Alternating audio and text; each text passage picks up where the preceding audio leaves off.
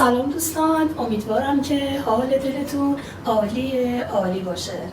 دوستان اگه خاطرتون باشه من آموزش الگوی آستین به روش مولر رو براتون آموزش دادم، ولی قسمت رولت کشی این آستین انجام نشده بود و آستین ما آموزشش کامل نبود. حالا این جلسه میخوام براتون آموزش نحوه رولت کردن آستین رو به شما آموزش بدم. امیدوارم که براتون مفید واقع بشه.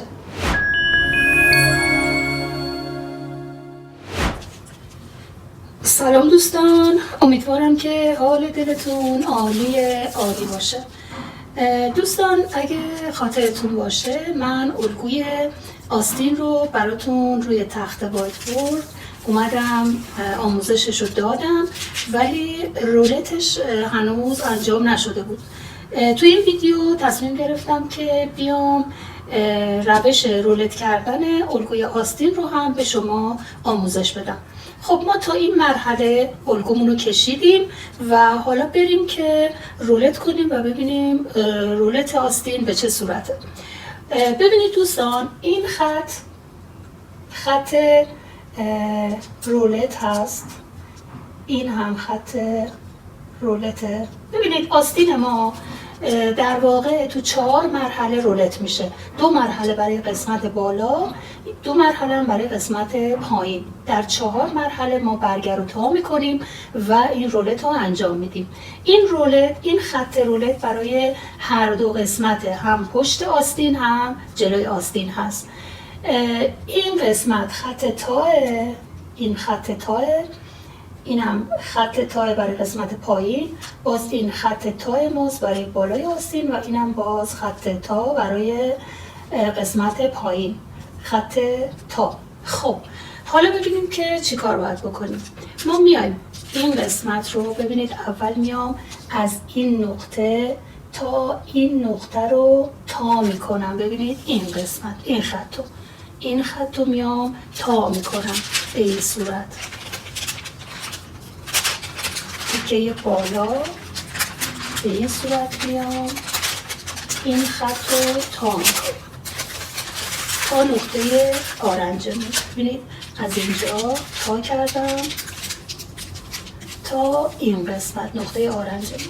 حالا میام رولت برگر میذارم زیرش و کاربون رو میذارم زیرش و رولت میکنم.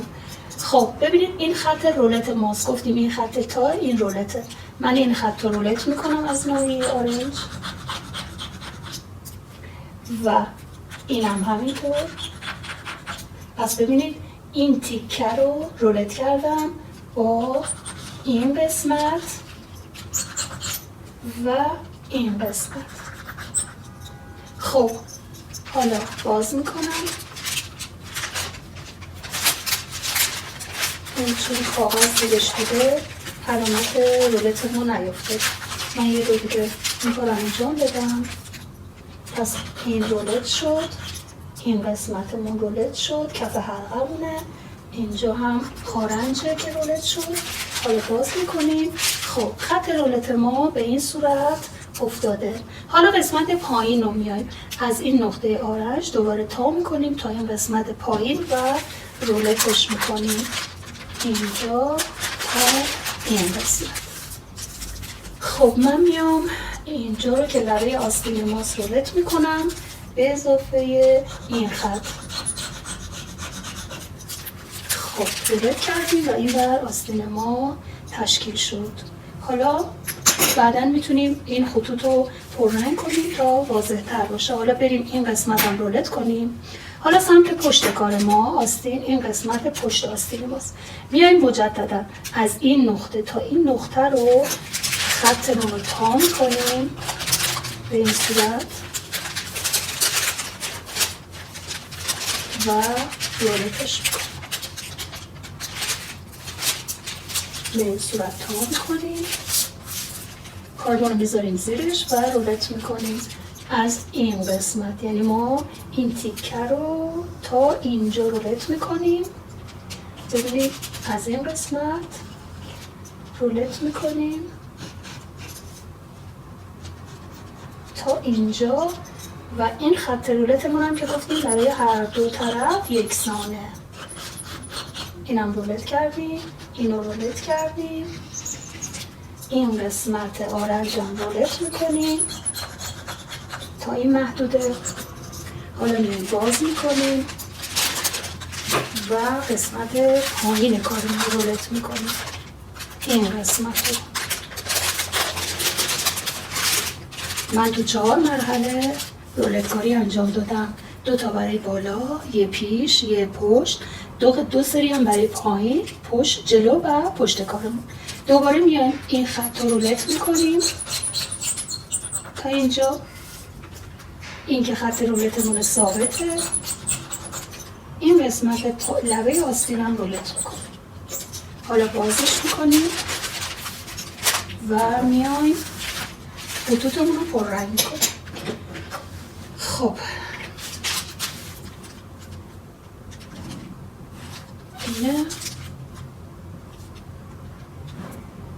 اینه تیکه آستینمون.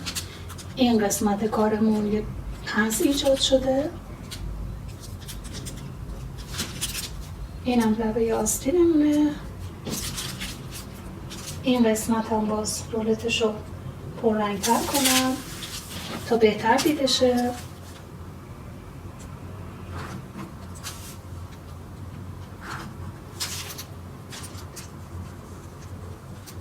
اینم همینطور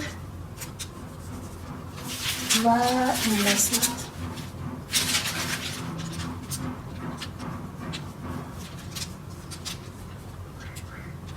خب حالا آستین ما تا اینجا رولت کاریش انجام شد و در واقع شما یاد گرفتید که چطوری باید آستین رو رولت بکنیم. خب حالا ممکنه بگید ما با این پنس چی کار کنیم؟ اینجا نمیتونیم که این پنس رو روی آستینمون داشته باشیم.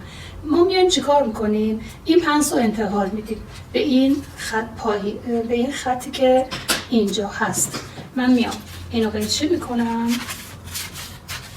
تا آرنج.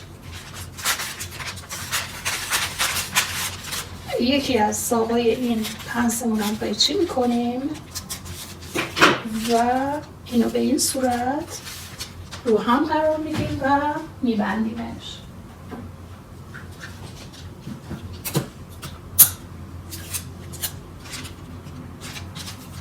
خب اینجا خطمون رو اصلاح میکنیم. میتونیم خط کشو بذاریم بالا و پایین و این خط رو مجدد بکشیم که اصلاح بشه. خب حالا پنسمون رو انتقال دادیم به این پایین. اینجا چی کارش کنیم؟ این فضا اضافه شده به دور لبه آستین ما. خب ما اگه بخوایم یه آستین گشادی داشته باشیم از این ناحیه که کاری باهاش نداریم، اجازه میدیم این همینجا بمونه. ولی اگر خواستیم آستینمون شمشیری بشه و لبه کارمون تنگ بشه، ما میایم چیکار میکنیم؟ این فضا رو اندازه میگیریم. ببینیم چقدر اندازه میگیریم. اینجا 6 سانته. 6 سانت اینجا ما اضافه داریم. میایم این 6 سانت رو 2 سانتش رو از این قسمت و 4 سانتش هم از این قسمت کم میکنیم. پس اومدم این فضا رو اندازه گرفتم، هر چقدر که بود 2/3 رو از این قسمت و 1/3 رو از این قسمت آستینمون، قسمت پشت آستینمون کم میکنیم به این صورت و میبریم به انتهای خطمون وصل میکنیم. اینم همینطور. این شد در واقع آستین ما. حالا من با قرمز اگه بکشم شما بهتر متوجه میشید. پس آستینمون گفتیم این فضا رو کاغذ میچسبونیم، اندازه میزنیم، اضافه شو 1/3 از اینجا کم میکنیم، 2/3 از این ناحیه. الان خط آستین ما اینه در واقع.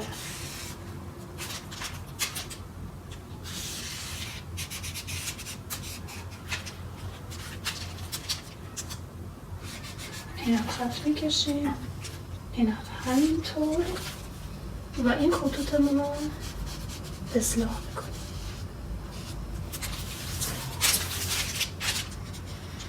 اینم که به این صورت.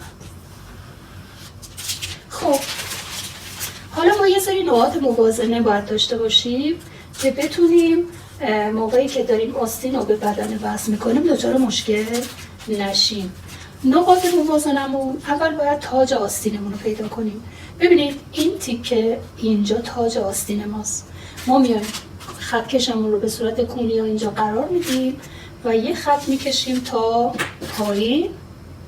این میشه خط راستای آستین من. خب پس یه نقطه موازنه میتونه این باشه برای من، یه نقطه موازنه اینه و نقطه موازنه بعدیمون رو اینجا از روی حلقه آستین پشتمون رو اندازه میزنیم و روی این پیاده میکنیم. اون قسمتی که نقطه موازنه است. من الان اینجا بالا تنه همراه نیست که به شما توضیح بدم.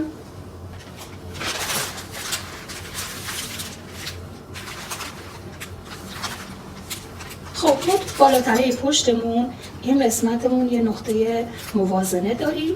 ما میایم اینو با متر ایستاده اندازه میگیریم و روی این قسمت علامت میزنیم و مشخص کنیم که میشه نقطه موازنه بعدیمون.